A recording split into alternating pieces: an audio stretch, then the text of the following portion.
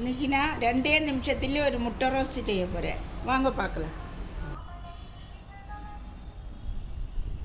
அதுக்கு தேவையான பொருள் 6 வெங்காயம், 2 கருவேப்பிலை, 2 கொத்தமல்லி இலை, 1 பச்சை மிளகாய், 1/2 ஸ்பூனு மஞ்சத்தூள், 1 ஸ்பூன் உப்பு, 1.5 ஸ்பூனு மிளகாத்தூள், 1 தக்காளி சாறு எடுத்துக்கினாங்க, 6 முட்டை எடுத்துக்கினாங்க, கொஞ்சோண்டு தேங்காய் எண்ணெய்.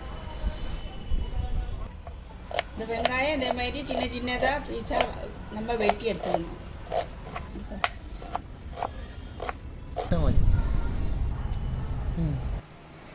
நம்ம ஒரு பாத்திரம் அடுப்பில் வச்சுட்டு நம்ம ஃபஸ்ட்டு கொஞ்சம் கோகனட் ஆயில் ஊற்றிடலாம். எண்ணெய் சூடான பிறகு நம்ம கொஞ்சம் கடுகு போட்டுக்கலாம். கடுகு போட்ட பிறகு பச்சை மிளகாய் கொஞ்சம் போட்டுக்கலாம். பச்சை மிளகாய் கொஞ்சம் சூடான பிறகு இந்த வெங்காயம் வாரி போட்டுக்கலாம்.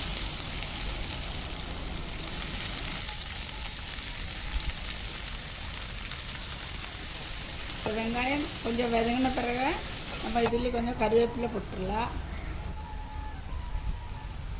கருவேப்பிலை போட்ட பிறகு கொஞ்சம் மஞ்சத்தூள் போட்டுடலாம். மஞ்சத்தூளை போட்டுட்டு நம்ம மிளகாத்தூள் ஒரு 1 ஸ்பூனு போட்டுடலாம். போட்ட பிறகு நம்ம கொஞ்சம் வதக்கிடலாம். இதெல்லாம் போட்டு கொஞ்சம் நல்லா வதங்கின பிறகு ஒரு 1/2 நிமிஷம் நம்ம மூடி வச்சிடலாம்.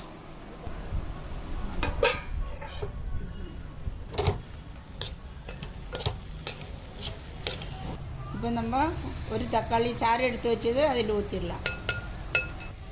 அவிச்சு வச்ச முட்டை நம்ம தோலெல்லாம் எடுத்துகிட்டு அதில் கொட்டிடலாம். ஒரு 10 செகண்டு நல்லா கிண்டி ஜாயிண்ட் பண்ணி நம்ம எடுத்து வச்சிடலாம்.